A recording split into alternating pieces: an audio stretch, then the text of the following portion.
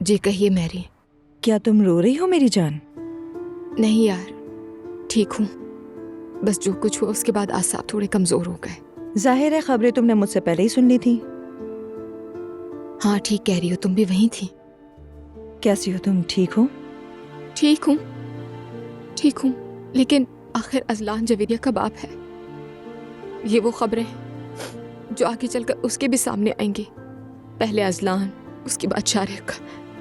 ये सब सोचकर दिल घबरा गया मेरा। शायद ये सब तुम्हें कोई इशारा दे रहे हो। ये भी तो हो सकता है दुआ जान। हाँ, अजलान ने भी तो तुम्हें हमल के दौरान धोखा दिया था ना। शायद उसकी फितरत ही ऐसी हो।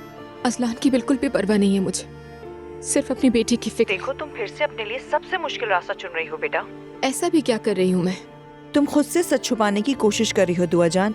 यानी हमें जिंदगी में ऐसी मुश्किलात का सामना करना ही पड़ता है। ये कोई इतनी बड़ी बात नहीं है। ये सब तुम्हें तकलीफ दे सकता है, तुम्हें तोड़ भी सकता है। खुद को यूं मत रोको, जैसे चाहो रो लो। सुनो, तुम्हें कोई कुछ नहीं कहेगा। अगर रोगी तो तसल्ली देने के लिए हम हैं। हमारी गोद मौजूद है, समझ गई तुम? अगर जी चाहे तो दिल हल्का कर लो, ठीक है? जब चाहो बात करना, मैं यही हूँ।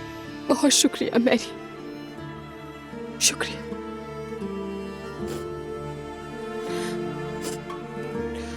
वहाँ क्या हो रहा है? जरूर कयामत टूट पड़ी होगी। और क्या होगा? मैं एलिफ को लेकर अपने कमरे में आ गई हूँ। तुम्हें पता है ऊपर सब एक दूसरे पर चिल्ला रहे हैं। बहुत अच्छा किया मैरी, वो लोग आपस में खुद निपटेंगे। देखो, कल सुबह सवेरे मैं तुम्हारे पास आऊंगी। घर को खूब सलीके से सजा देंगे। नया घर, नई उम्मीदें और नए अच्छे ख्वाब। जब चाहो फोन कर लेना, ठीक है? अपना बहुत ख्याल रखना। तुम भी।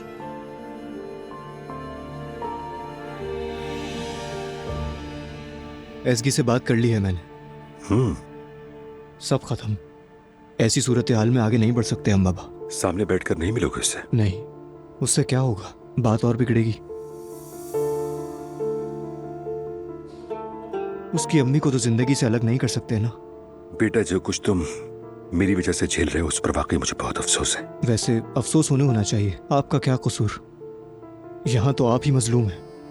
रहने दें, उन्हें अफसोस होना चाहिए, उन्हें शर्माए। अरे वाह, तुम तो इस हाल में भी ऐसी बातें कर रहे हो। तुम तो वाकई बड़े हो गए हो। फख्र है तुम पर। आप जानते हैं बाबा, मेरे लिए सिर्फ आप ही आम है, बाकी सब बेकार। ठीक है? कैसा महसूस कर रहे हैं आप? क्या कह सकता हूँ बेटा, अभी भी जैसे शौक में हो। लगता है मेरी जाती जिंदगी में खुशी शायद हराम है। ये क्या कह रहे हैं? बस क्या कहूँ, यही समझ आ रहा है मुझे। बज़ाहिर तो यूं ही लगता है। वैसे जानसू मेरे लिए बहुत ज्यादा अहमियत नहीं रखती थी। हमारे दरमियान कोई बहुत सीरियस इश्क भी नहीं था। लेकिन फिर भी जिस औरत को पहले से जानता था, एक सादा सी औरत का इस हाल तक पहुंच जाना बहुत दुख देता है। मैं शायद इसी पहलू में उलझ कर रह गया हूं। लोगों के लिए अब सिर्फ पैसा इंपॉर्टेंट है। तुम भी ज्यादा दिल पर मत लो, अपने आप को मसरूफ रखो। चलो शाबाश, उठो और बाहर जाओ, मेरे पास नहीं बैठे रहो। रिलैक्स करो खुद को जाकर। नहीं, मैं आपको अकेला नहीं छोड़ूंगा। अरे बेटा, बाहर जाओ और घूमो फिरो, खुद को रिलैक्स करो। आखिर तुम भी अपने चाहने वाले से जुदा हुए हो। इस वक्त मेरी फिक्र ना करो तुम। आपको यकीन है? हाँ हाँ बिल्कुल, मैं भी जरा अकेला रह लूंगा। शायद इस तरह दिल संभल जाए। ठीक है, जैसा आप चाहें।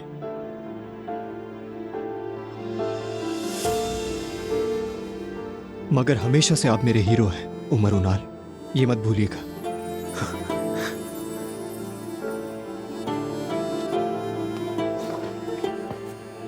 और तुम मेरी जान हो, बहुत मोहब्बत करता हूं तुमसे।